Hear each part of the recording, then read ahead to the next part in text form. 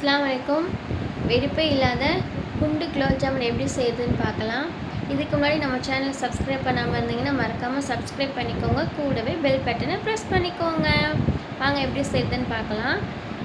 நான் 2 பாக்கெட் அளவுக்கு மாவு சேர்த்துருக்கேங்க. தேவையான அளவுக்கு உப்பு சேர்த்துக்கலாம். உங்களுக்கு தேவைன்னா நீங்களும் உப்பு சேர்த்துக்கோங்க. 1 கிளாஸ் பால் சேர்த்துருக்கேங்க. கூலிங்காக இருக்குங்க பால். கொஞ்சம் கொஞ்சமாக சேர்த்துக்கலாம். சேர்த்து நல்லா பிசைஞ்சிக்கலாங்க. நல்லா பிசைஞ்சிட்டு கொஞ்சம் நெய் விட்டு நல்லா பிசைஞ்சு 15 நிமிஷம் ஊற வச்சுக்கலாம். ஊறினதுக்கப்புறம் நான் குட்டி குட்டி பாலாக ஊற்றிருக்கேங்க.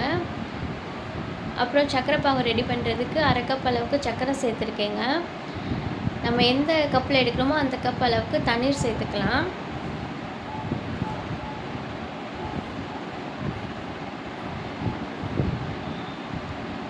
நல்லா சர்க்கரை கரை விட்டுக்கலாங்க. அதோட 4-5 ஏலக்காய் சேர்த்துருக்கேன். கொஞ்சம் நெய் விட்டுருக்கேங்க. நல்லா சர்க்கரை கிளறி விட்டுக்கலாம். பிசுபிசுப்பு தன்மை வர அளவுக்கு நம்ம நல்லா சர்க்கரை வேக விட்டுக்கலாங்க. அதுக்கப்புறம் ஸ்டவ் ஆன் பண்ணி கடாயில் எண்ணெய் விட்டதும் எல்லாம் எண்ணெய் காஞ்சி வந்துடுச்சுங்க. இப்போ நம்ம ஊற்றி வச்ச பால் எடுத்து இதில் போட்டு பொரித்து எடுத்துக்கலாம். கோல்டன் ப்ரௌன் கலர் வர அளவுக்கு நல்லா பொரித்து எடுத்துக்கலாங்க. சர்க்கரை பாகு நல்லா ஆறுனதுக்கப்புறம் நம்ம பொரிச்சு வச்ச பால் எடுத்து இதில் சேர்த்துக்கலாம்.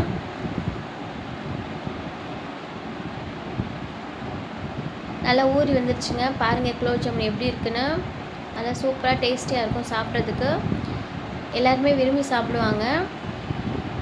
நீங்களும் உங்கள் வீட்டில் இதை ட்ரை பண்ணி பாருங்கள்.